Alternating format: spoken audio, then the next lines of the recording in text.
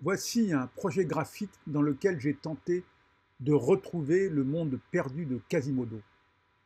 En 1831, quand Victor Hugo publie son roman Notre-Dame de Paris, la cathédrale est dans un état de délabrement avancé. Elle est pratiquement condamnée à la destruction.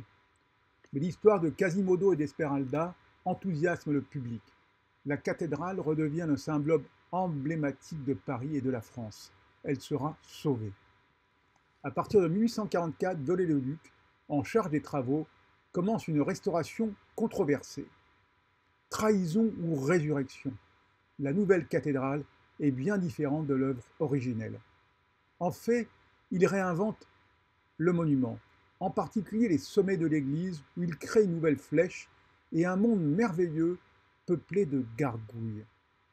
Il recrée tout simplement le monde imaginé par Victor Hugo. Il y a plusieurs années, j'ai eu la chance de passer des jours et des nuits sur les hauteurs de la cathédrale. Je me voyais tel Quasimodo sur son perchoir, surplombant la ville, dirigeant un ballet de gargouilles grimaçantes dont l'ombre portée sur les murs semble danser sous l'éclairage des bateaux-mouches.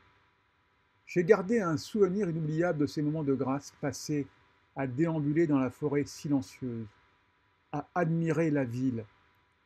Depuis l'intérieur de la flèche, j'ai pu regarder Viollet-le-Duc droit dans les yeux. Il est facile à reconnaître.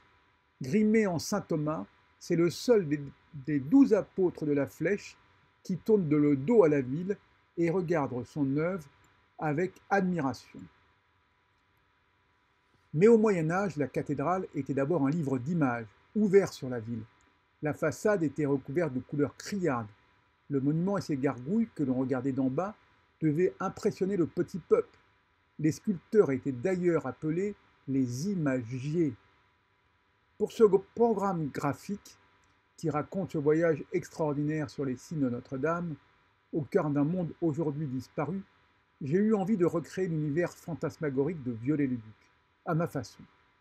J'ai retravaillé mes photographies sur une palette graphique pour les transformer en images.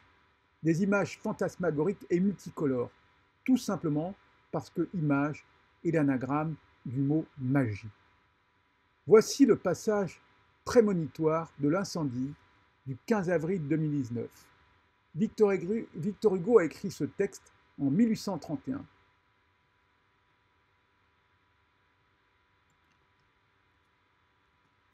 Tous les yeux s'étaient levés vers le haut de l'église. Ce qu'ils voyaient était extraordinaire. Sur le sommet de la galerie la plus élevée, plus haut que la rosace centrale, il y avait une grande flamme qui montait entre les deux clochers, avec des tourbillons d'étincelles. Une grande flamme désordonnée et furieuse, dont le vent portait par moments un lambeau dans la fumée. Au-dessous de cette flamme, au-dessous de la sombre balustrade à trèfle de braise, deux gouttières, en gueule de monstres, vomissaient sans relâche cette pluie ardente qui détachait son ruissellement argenté sur les ténèbres de la façade inférieure. À mesure qu'ils approchaient du sol, les deux jets de plomb liquide s'élargissaient en gerbes, comme l'eau qui jaillit des 1000 trous de l'arrosoir. Au-dessus de la flamme, les énormes tours, de chacune desquelles on voyait deux faces crues et tranchées, l'une toute noire, l'autre toute rouge, semblaient plus grandes encore de toute l'immensité de l'ombre qu'elles projetaient jusque dans le ciel. Voilà un texte écrit en 1831.